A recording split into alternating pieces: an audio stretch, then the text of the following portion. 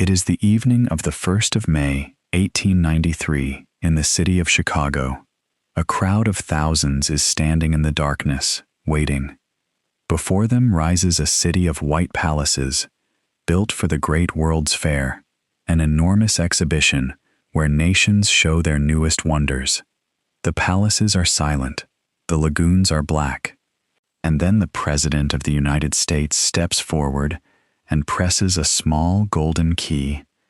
100,000 electric lamps burst into light at the same moment. The white city blazes against the night sky. Fountains glow, towers shine, people gasp, some of them weep. Most of them have never seen electric light before.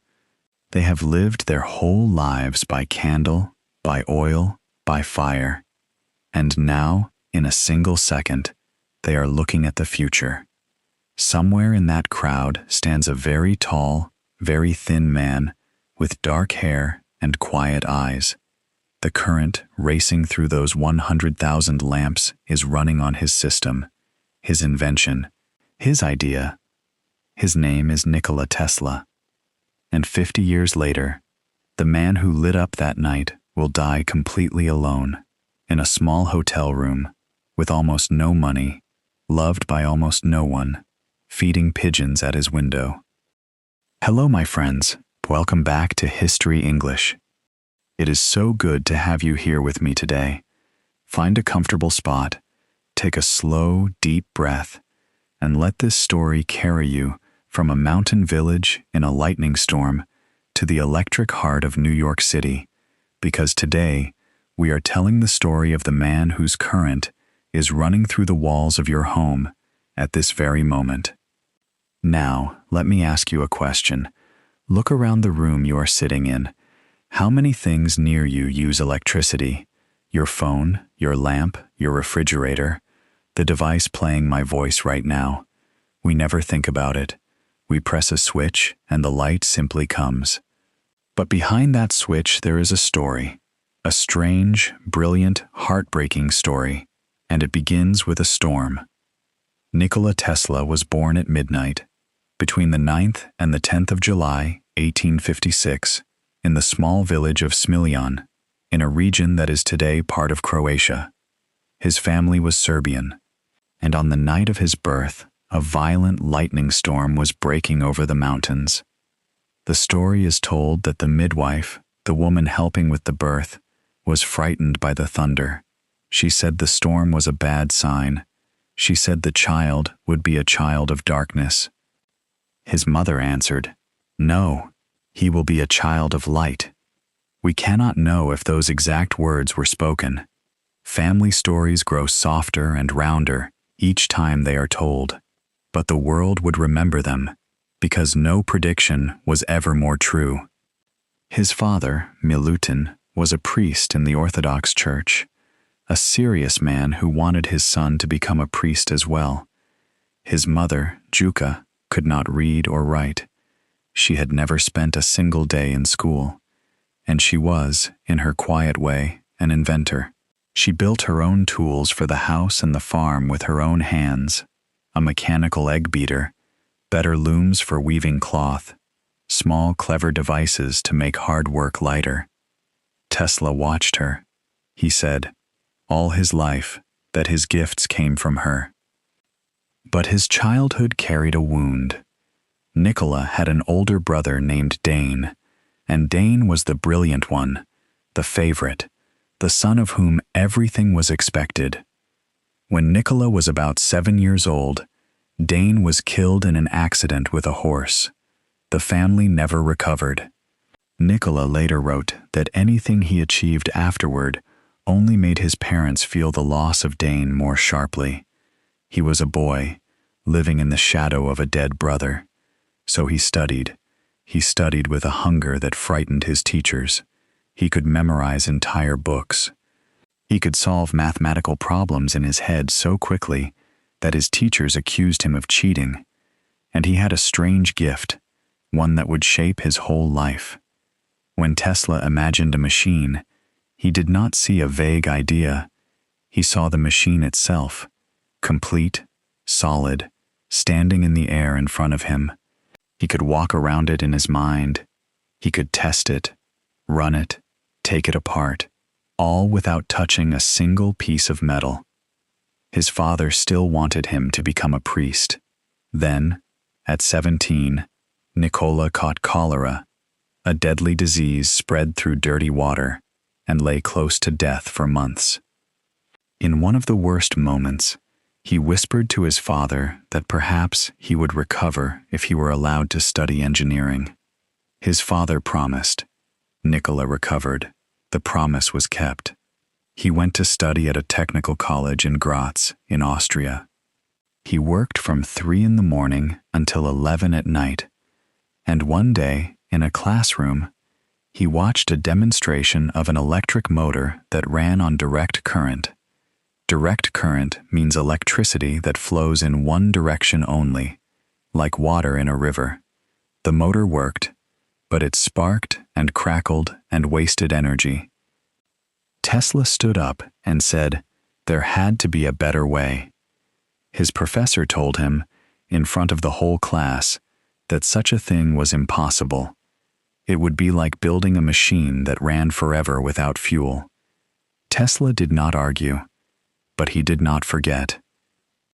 The question buried itself inside him.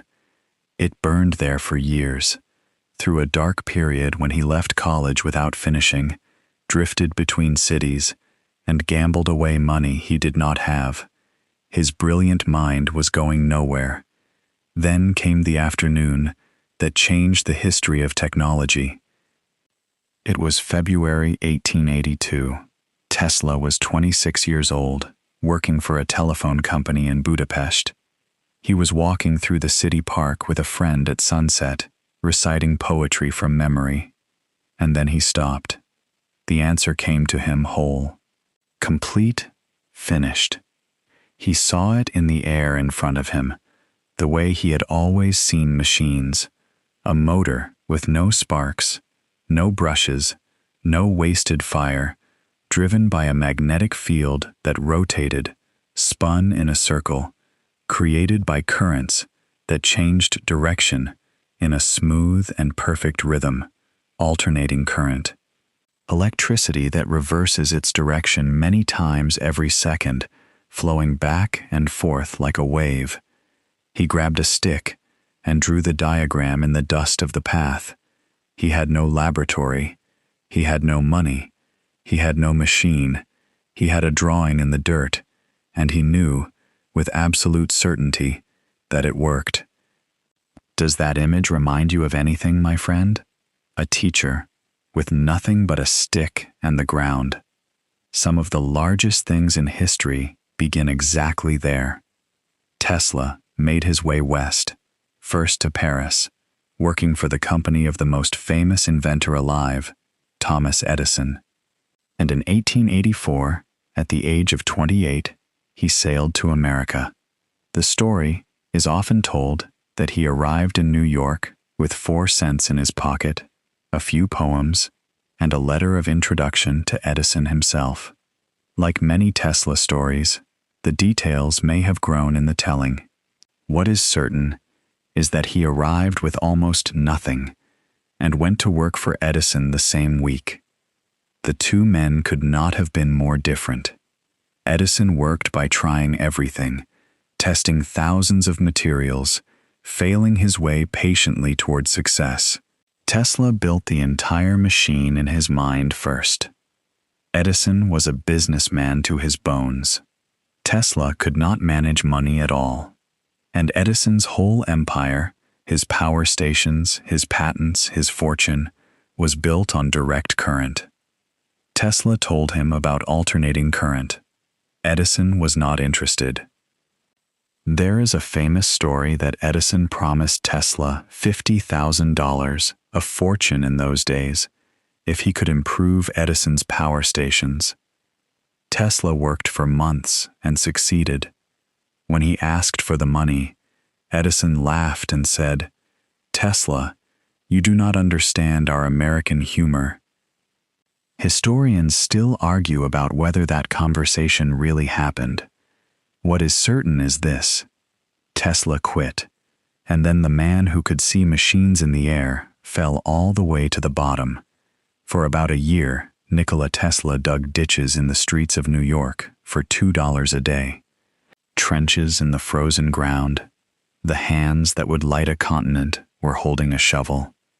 He later called that winter a time of terrible headaches and bitter tears. But he kept going. Word of his ideas spread. Investors appeared. In 1888, Tesla presented his alternating current motor to the leading electrical engineers of America, and this time the right man was listening.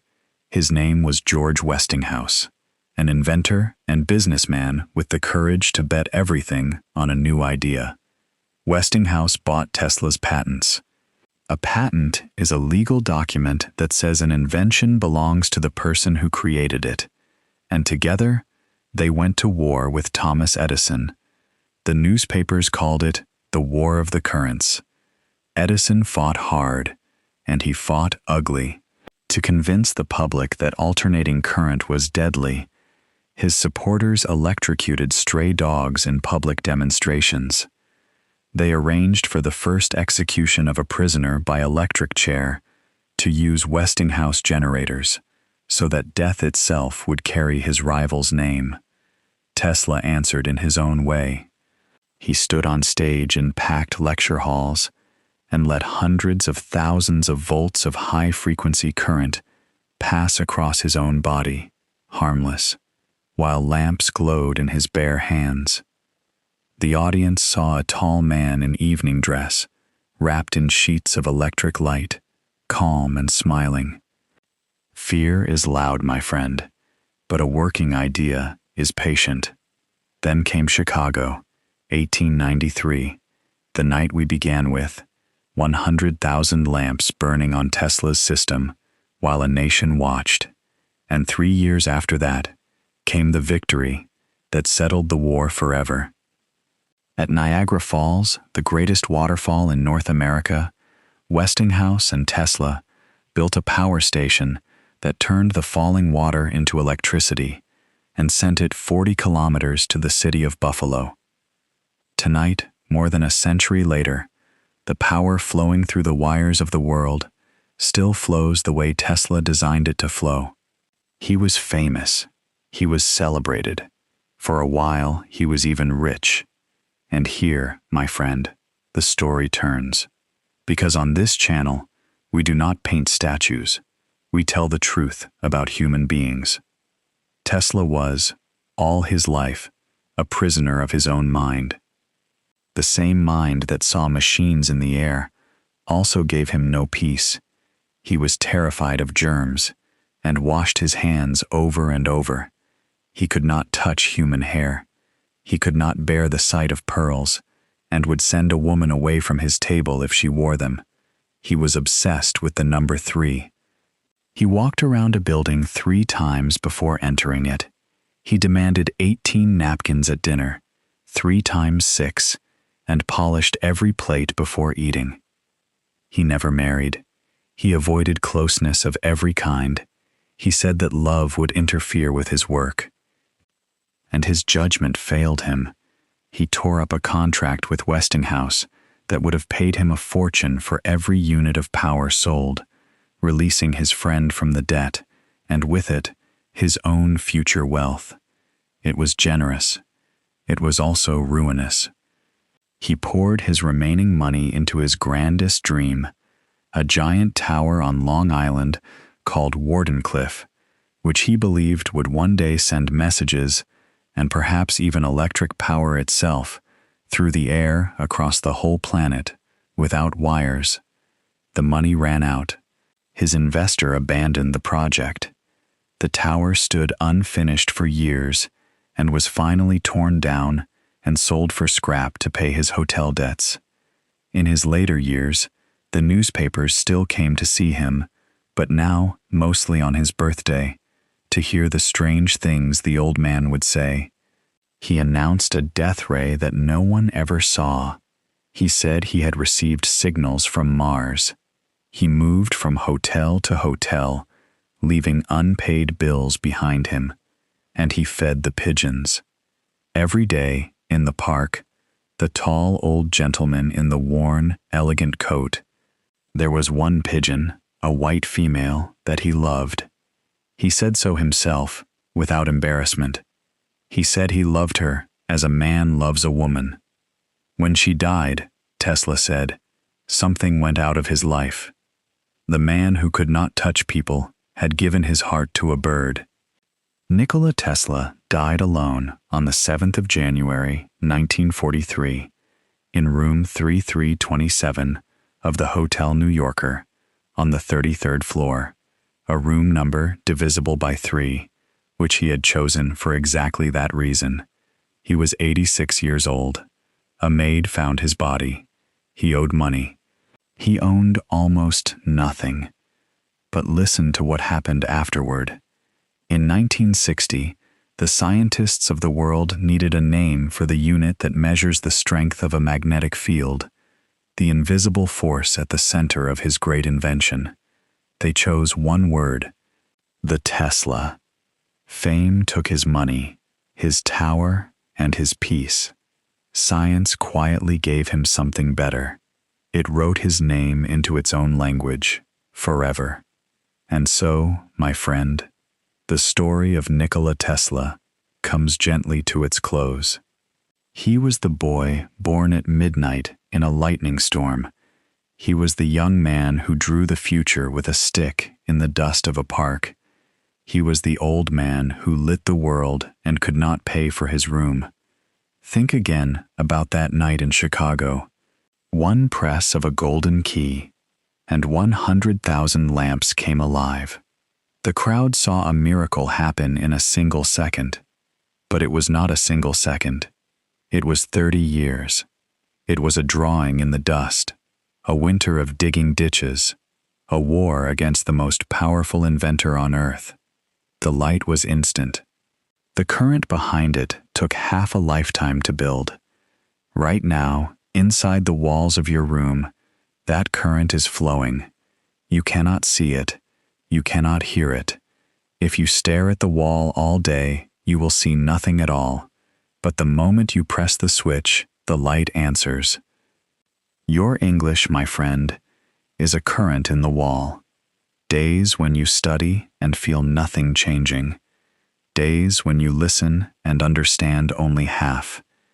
Days when you stare at the wall of the language and see no light anywhere. But the current does not need to be seen to be flowing. Every story you finish, every word you keep, every sentence you understand is moving silently through the wires. And one day soon, in some ordinary moment, someone will speak English to you, and you will press the switch, and the light will simply come. Keep the current flowing, my friend. Word by word, it is already in your walls. This is History English. Tell me, my friend, what part of this story stayed with you the most? Was it the young man drawing the answer in the dust with a stick? The night 100,000 lamps defeated the darkness in Chicago? Or the old man in room 3327, who lit the whole world and gave his heart to a white pigeon? I would love to hear your answer in the comments below. There are many more stories waiting right here, and I will be here when you come back. Until next time, take care of yourself and never stop learning.